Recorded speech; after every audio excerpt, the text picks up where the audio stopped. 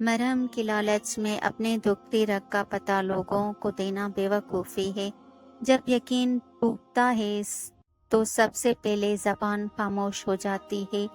کسی کے پاس بہت کچھ ہے خدا کا دیا ہوا، کسی کے پاس سوائے خدا کے کچھ نہیں۔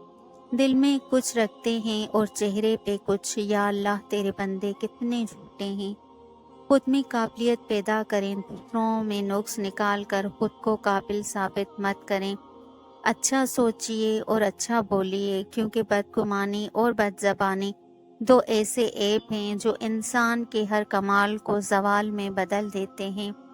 کسی کا دل اتنا مت دکھاؤ کہ وہ اللہ کے سامنے تمہارا نام لے کر رو پڑے۔ خونی رشتے وہ وٹامنز ہوتے ہیں جن کے بغیر انسان اپنی جوانی تو گزار سکتا ہے، بڑھاپا نہیں۔ یقین رکھیں جنہوں نے آپ کو تکلیف دی، سکون میں وہ بھی نہیں۔ وقت کا پاسا پلٹ بھی سکتا ہے، جو تم سہ سکو وہی ستم کرو۔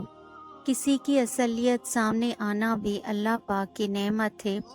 کچھ لوگ اپنے لمحے سنوارنے کی خاطر دوسروں کی زندگیاں برباد کر جاتے ہیں۔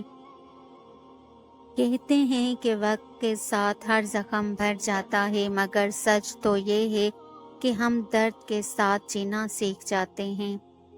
عاجزی سیکھیں تاکہ بلندی نصیب ہو۔ جیسے لوہا نرم ہو کر اوزار، سونا نرم ہو کر زیور، مٹی نرم ہو کر کھیت، آٹا نرم ہو کر روٹی بناتا ہے، اسی طرح انسان نرم دل ہو کر اللہ کا ولی بن سکتا ہے۔ ہمیشہ تین چیزیں انتہائی مشکل ہیں: راز کو راز رکھنا، بے عزتی کو بھول جانا اور فرصت کو صحیح استعمال کرنا۔ سہتے سہتے انسان اس موڑ پر آ جاتا ہے کہ پھر اسے کچھ بھی محسوس نہیں ہوتا۔ 5 انگلیاں برابر نہیں ہوتی، لیکن اگر ان کو جھکا لیا جائے تو برابر ہو جاتی ہیں۔ بعض اوقات زندگی تب آسان ہو جاتی ہے جب ہم جھکتے ہیں اور نرم رویہ اختیار کرتے ہیں۔ جب کبھی آپ کو فرصت ملے، کہیں ٹیک لگا کر سکون سے بیٹھ کر اپنا تجزیہ ضرور کرتے رہا کریں۔ آیا میں کچھ غلط تو نہیں کر رہا؟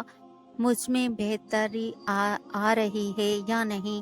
ایسے کئی سوالات جو ہم اٹھائے پھرتے ہیں، ان کے جواب ہم سے بہتر کوئی نہیں دے سکتا۔ اخلاق کے پیچھے کردار کا ہونا لازمی ہے۔ منہ کی مٹھاس اور چہرے کی مسکراہٹ کو ہرگز اخلاق نہیں بلکہ فن کہتے ہیں۔